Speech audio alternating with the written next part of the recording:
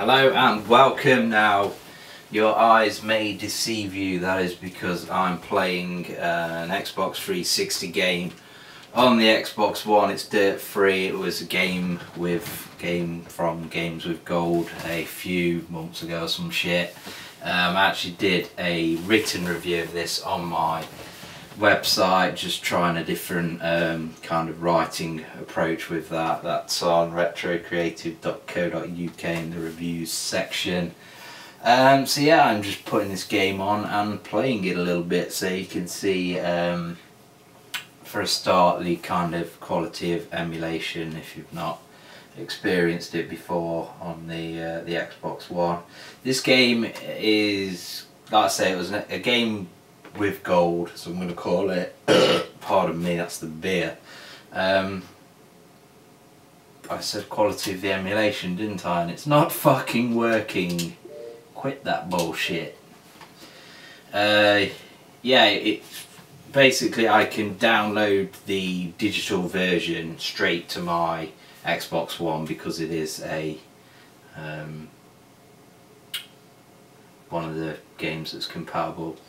If I did actually own a physical copy of this game, I would put the disc into my Xbox One and it would download the same digital version, but you would require kind of putting the disc in to play it. So yeah, all in all, pretty cool. I am wondering, to be honest, if the reason why right, it's actually started now. I was going to say my Xbox One has literally no space on it whatsoever. So that could have been kind of attributing to that poor start to this fucking video.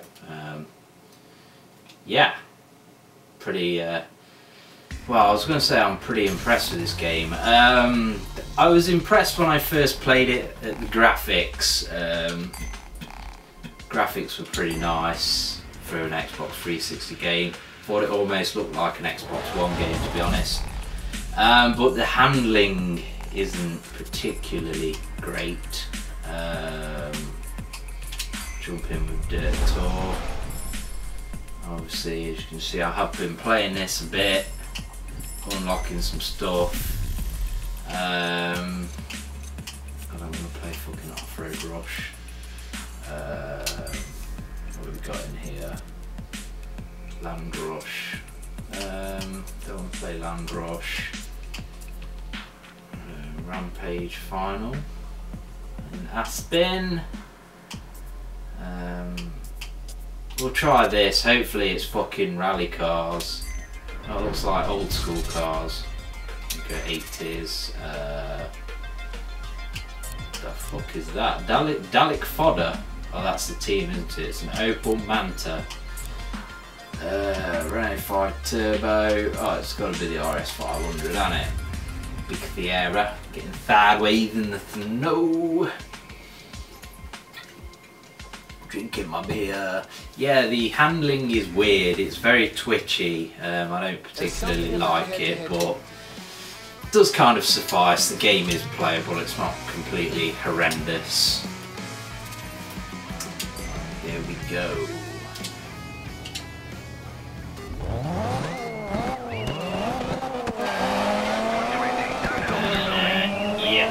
Very fucking twitchy, especially on this narrow course here. I do actually own this game on the PC. If you watch my video that I did on kind of Steam beer, I think it's called beer Steam pickups and updates, some fucking bullshit. Yeah, I picked up Codemasters Humble Bundle and this game is on there. I kind of hate that when you pick up a game that's on a better format, like after you've already started playing it on an inferior format. It's kind of annoying.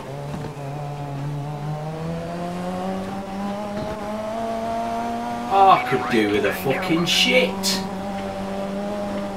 Make me bloody go faster around corners, isn't it? Having a big dirty shit, dropping a few pounds. There is kind of like a real bite in the ass point with the handling in this game as well, like where you can go sideways up to a certain point, and then if I try and display it, your back end just like there.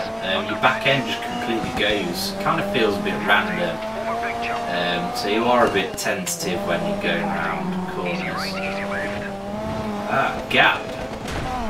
Have that in real life. That's bloody fucking dangerous. There isn't, to be honest, a great sensation of speed on this. I don't know whether it's this particular track, with it being snow and there not being as much grip. Pardon me. Did prefer these games when they were actual kind of Colin McRae rally games before it died, and like as soon as it died they just made him horrendous, like fucking slamming Ken Block in there, and well, he's in this game as well, to be honest, but he's fucking your fans will go nuts when they making see it that. cheesy. It's like, yeah, your fans will go nuts when they see that, dude. Shut the fuck up, dickheads. I just want to race cars and be left alone. Which was pretty much what the original Dirt game was. I had that when it first came out. That was very kind of, you really felt like it was just you and the car out on the track, not this stupid fucking razzmatazz. And now we're in the semi-final with a fucking big semi on, ready to penetrate this course's ass. We have the obligatory rewind mode as well, which makes fucking every single racing game ever completely fucking easy.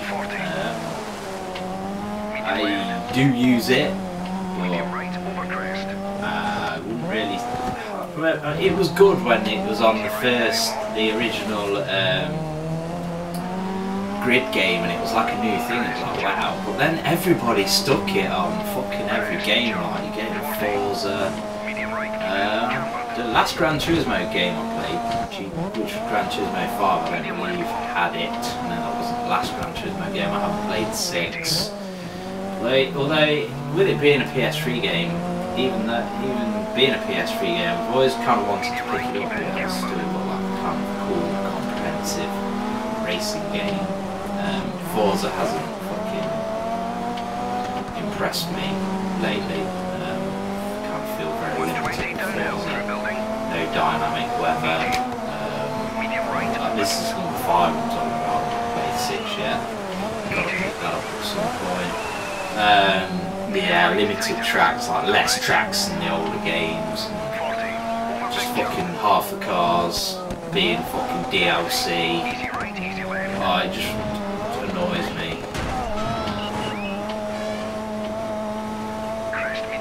This game, unfortunately, it pretty much just feels like a grid game.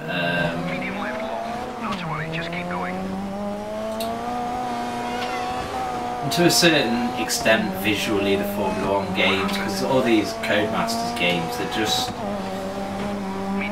just seem like more of the same. They should kind of do something different, like, I don't know, try and do something to rival Need for Speed, like an open world fucking tuner game. Not a game on fish, I mean Tuner. Yeah, make a tuner game about fish. Echo the Tuner. Yeah. Chatting absolute bullshit as I play this game. And we've got a fucking race again. For fuck's sake. Also have some little bonus targets there. I get more points, more XP for reaching 111 miles per hour. I'll do that on the first straight. Yeah, we don't need to. No, we didn't hit it on the first straight. It's really the bloody challenge, isn't it? Fucking assholes. Making the game bloody hard and challenging and shit. Really want to know what happens if you don't make this jump, whether it just kind of resets you to the track, but actually want to win the race at the same time. Another thing is these racing, the obligatory racing lines. I mean, I remember back in the day playing fucking the original Gran Turismo for hours and hours and hours, and you kind of you really got to know your car and where all the braking points were, and you'd make a mental note of, like, I've got to fly down this straight at 200 mile an hour, and then kind of slam the brakes on to get down to 40 to get around this hairpin. And that meant that you needed skill in track memorisation. You really, when it all came together and you were doing a really good lap, it was really satisfying. You don't get any of that nowadays unless you turn these fucking racing lines off. But when they're already there and they make things easier, you just get lazy and you just leave them on. So yeah, just a tiny little gripe. Fucking kind of the dumbing down of games with rewinds and racing lines. And a lot of them nowadays also have kind of acceleration assist, braking assist. And like all you have to do is fucking steer left and right. I'm like, what the fuck? This isn't a fucking iPhone game. It's a fucking console game. I need buttons. I need fucking loss of grip and shit.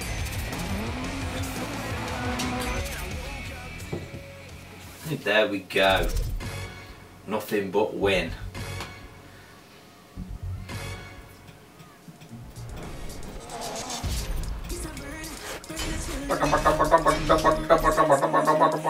Shit music, shit music, shit music, shit music. Shit music. Let's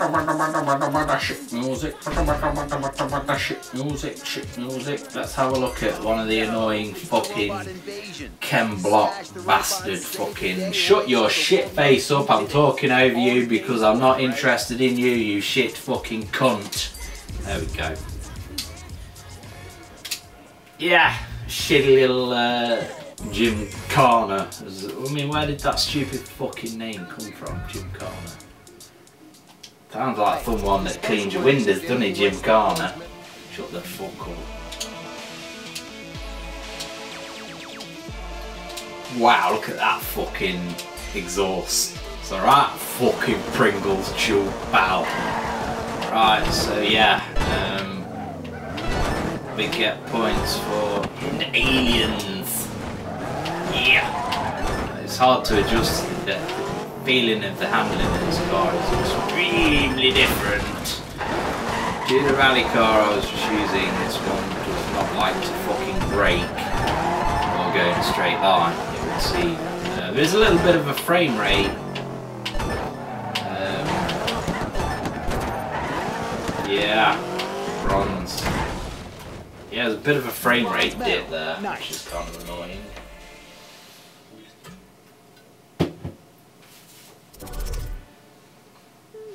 It is one thing that the graphics engine in this game suffers from, slight frame rate dips. But like I say, when I first played the game I was like, wow, this looks like a fucking Xbox One game. So yeah, the graphics are pretty nice, to be honest, overall. Let's have a look at some shitty fucking Land Rush with stupid fucking big crappy trucks. I hate this shit, absolutely hate this shit with a fucking passion. It's fucking boring and slow. Mun fucking Dane. Just thought I'd say that. Okay, the car.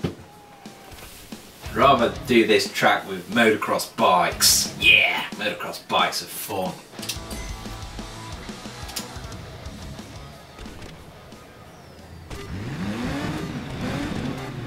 Some chassis shake from the truck. Right, so yeah, tonight fucking big, slow fucking trucks with frame rate dips. Does kind of tend to struggle on this stage as well with the kind of. I guess it's supposed to be smoke spray, snow spray. It does kind of look like smoke though.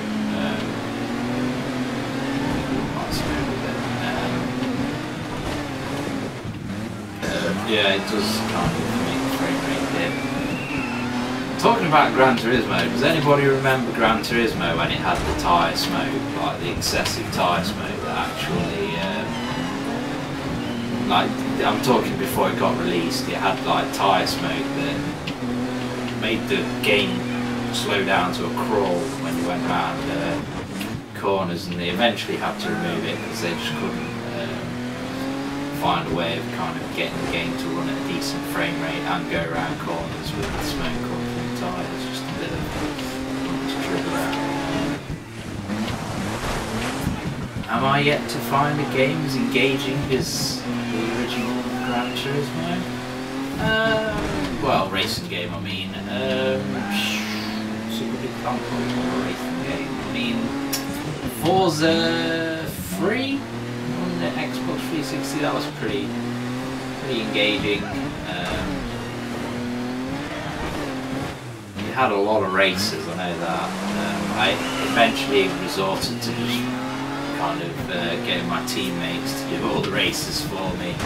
After I'd kind of seen the credits roll, there was like races to do, just assign it to my teammates in a ridiculously powerful car.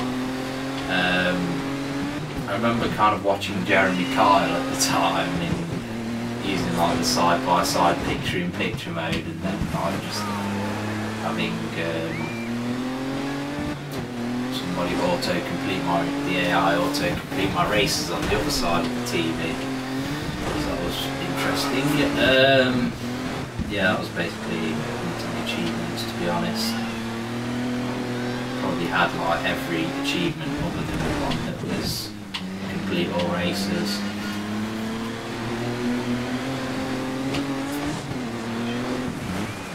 And what other racing games are there? Ridge Racer 7, I really like that game. I'm yet to add that back into the kind of PS3 collection.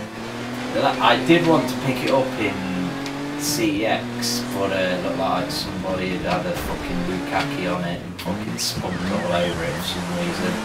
I was like, I ain't touching that shit. It was the only copy it had. So yeah, that was a pretty nice game until Ridge Racer games always get like ridiculously hard towards the end. Like Rage Racer, you can't, as far as I'm aware, there's no way of completing that game because it just gets to this point where all of the cars are like twice as fast as yours or some shit. It's fucking ridiculous. Aspen's a challenging course. I'm very impressed. Yeah. So yes, there we have it. Dirt 3 being emulated, the 360 version being emulated on the Xbox One. It's a solid game, but I'm not too. It's a bit kind of average. Bit plays it safe. It doesn't really. I don't like the handling. It's not loose enough for me for a off-road kind of rally game. They have toned down some of the annoyingness that was in, I think it was Dirt Showdown, that was completely over the top and completely fucking irritating as a result.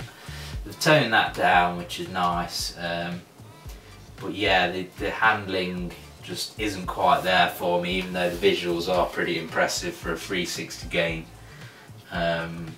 Yeah, it's a solid game. It's the same kind of feeling I get when I play Grid Autosport. It's just not, there's just not quite enough realism in it. It's too arcadey, but at the same time trying to be simulation. It's fucking Identity Crisis.